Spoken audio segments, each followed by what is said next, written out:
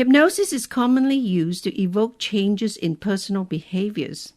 The range of applications is quite broad. For example, it can be used to deflect exam anxiety, to alter addictive behaviors, or to help you get out of a toxic relationship. Or hypnosis can be used to achieve personal goals, to become more proficient at performing specific tasks, such as in a sport, to become more effective within a profession, or perhaps even to become a more understanding parent. Practically anything you can put your mind to can be influenced by hypnosis.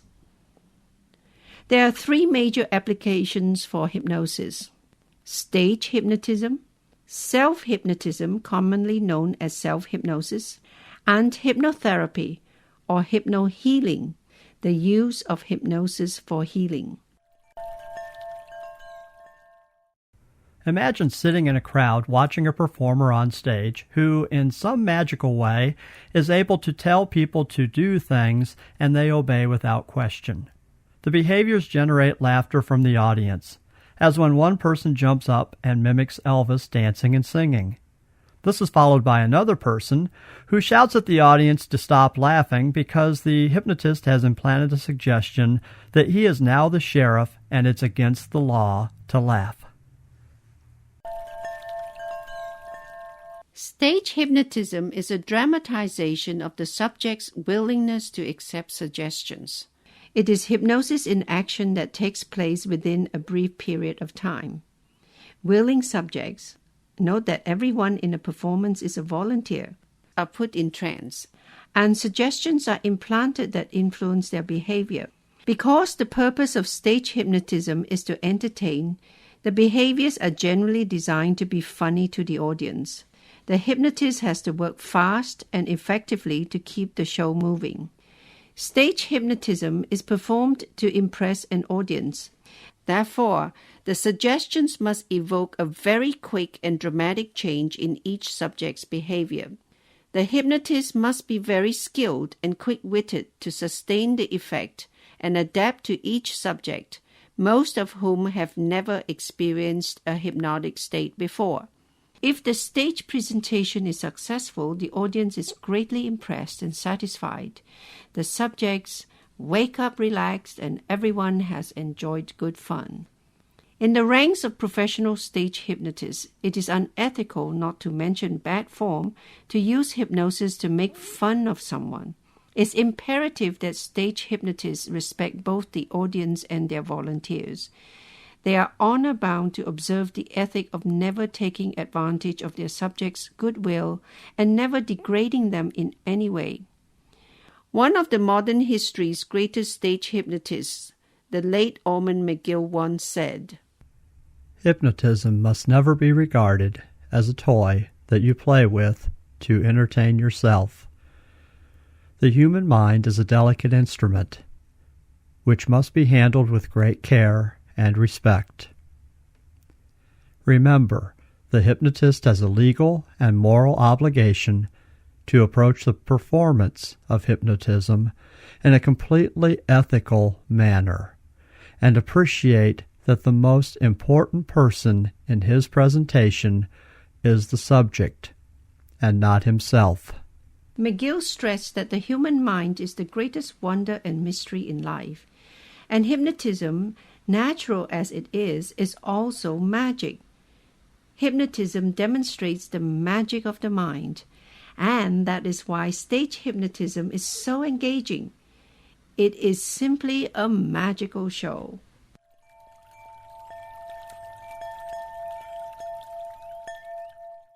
Self-hypnotism is what it sounds like. You serve as both your own hypnotist and subject. But like everyday trance, self-hypnosis covers a wide range of applications, some of which are very subtle, and others that are quite specific. Although the term self-hypnosis refers technically to trance states induced by you on yourself, it also commonly refers to the process of self-hypnotism. This synonymous use is evident in the following. If you're reading this book, it's likely you have other self-help books on your shelf. The books you select are not a random choice. Rather, you have selected books that you hope will lead you to a greater understanding of a problem you are facing. That problem could be as specific as credit card debt or as general as just being stuck. As you read, you reflect on how passages are relevant to your own life circumstance. Those thoughts lead you to pre-plan changes you could implement in your life to overcome problems or habits you know are preventing you from being the best you can be. As pre-planning, you don't form a specific plan. There are no steps or a timeline. Instead, you simply think to yourself, "This is something I could do." That affirmation alone creates a positive sensation as you work your way through the book. Yet you finish the book, place it on the shelf, perhaps recommend it to your friends as a good thing to read, and continue your life unchanged. Later, I will describe the roles of your conscious and subconscious minds in determining your behaviors. For now, you need only to understand that you have addressed a conscious desire by picking up a relevant book and reading it. Your subconscious responds positively by allowing you to dream of how things could be better. But the conscious mind reasserts itself by reminding you of how things are. And that conscious filtering prevents the subconscious from accumulating sufficient momentum to change habitual behaviors. The end result is that the book has made you feel better, but nothing has changed. The subconscious involvement makes this a subtle form of self-hypnosis. From that perspective, anything you do with a conscious motive toward changing specific behaviors is a form of self-hypnosis, from reading relevant books and magazine articles to attending classes and seminars. If your desire is strong and you accumulate sufficient relevant information, this may lead to change. Unfortunately, most people are unable to overcome roadblocks set up by the conscious mind. Another form of self-hypnosis with the potential to more directly access the subconscious is through meditation and prayer. This strategy mimics aspects of hypnotherapy by eliminating distractions. For example, sitting or lying in a quiet place and really focusing on a specific intent. Though rarely expressed as such, that narrow focus is a trance. And as you might guess, the depth of that trance, and therefore the likelihood of it producing desired change, works better for some people than others. Of course, there are other problems with these approaches to behavior change.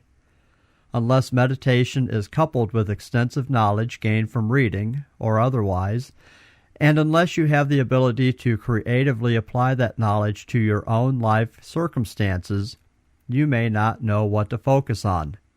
For example, what changes you should effect. You may also unwittingly be focusing on the wrong things. Things that are unreasonable, impractical, or that simply substitute one undesirable behavior for another. That is when it is helpful to talk to someone more knowledgeable than you. It's common for people to discuss their problems with family and friends, but this is unlikely to produce real solutions since they may share many of the same problems. In contrast, talk therapy is a legitimate treatment employed by psychotherapists, but hypnotherapists consider it ineffective due to its reliance on labeling as opposed to solving. Let's say the preceding are forms of self-hypnosis that are popular but result in very limited outcomes. What does more formal self-hypnosis look like, and how does it work? If you think you understand a problem you're facing and are able to plan a practical resolution, self-hypnotism can be used to rescript old, let's say, programs. For example, to update ideas fixed in the subconscious. Keep in mind, the intent is to create positive lifestyle changes and thus alleviate suffering. That requires very specific solutions. So it's helpful to consult someone who can help interpret the basis of a problem and suggest appropriate changes. Then you need to know how to induce a trance on yourself to sufficiently promote and support those changes in your subconscious. Many people can learn to induce trance on their own in a few sessions with a well-trained expert. Those sessions may also explore the reasons for particular behaviors and suggest solutions. Reading a book is rarely sufficient to accomplish either goal well or effectively. Imagine using a pair of scissors to cut your own hair. It is much easier, and you usually get a much better result, if you have a professional stylist cut your hair instead. There are things you are better off not trying to do for yourself. As convenient as self-hypnotism sounds, there are limitations. There are some issues for which you may not be able to implement appropriate resolutions entirely on your own. In such cases, it's helpful to seek the assistance of a trained clinical hypnotherapist.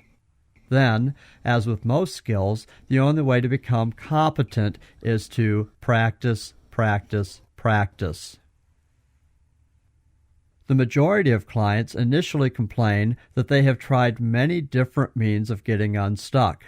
They've tried multiple diets or smoking cessation programs. They've read all the self-help books and attended conferences. Friends, family, and church groups have provided assistance or a sympathetic ear. A fair number have even come after giving up on medication or psychotherapy. It is obvious they want change and have thought about it a lot. In most cases, the conscious mind has prevented any real or lasting change. The advantage of hypnotherapy is that it directly accesses the subconscious. Once that initial contact is made, the client knows what the true hypnotic state feels like and can be trained to self-hypnotize for reinforcement. From that perspective, self-hypnosis is a self-empowering means of extending the influence of hypnotherapy. You hypnotize yourself to reinforce suggestions originally implanted by the hypnotherapist. Though those suggestions are the result of a collaborative effort between you and your therapist, the emphasis of self-hypnosis is on you. Most suffering in this life is caused by the choices you make, how you live, how you relate to others, and how you think others view you. Many of the ideas that drive behavior are spawned from thought impulses originating in childhood that are still perceived through the emotions and mental framework of a child. As an adult, these old, fixed ideas persisting in the subconscious no longer work. As unlikely as it may sometimes seem, there are many things you can do to help yourself overcome suffering and remove those blocks to your personal effectiveness. A high level of self-efficacy, that is, believing that you have the ability to help yourself, is then necessary for self-hypnosis to work for you. Self-hypnotism, for the most part then, is used for self-improvement. Effective self-hypnosis is a process of putting yourself in trance and then making suggestions to your subconscious for desirable changes. How wonderful it is to rewrite the scripts that govern your life. You really can. In fact, the only person you can change is yourself. Does all this sound like magic? If magic achieves what appears to be impossible in ordinary terms, then self-hypnosis is magical.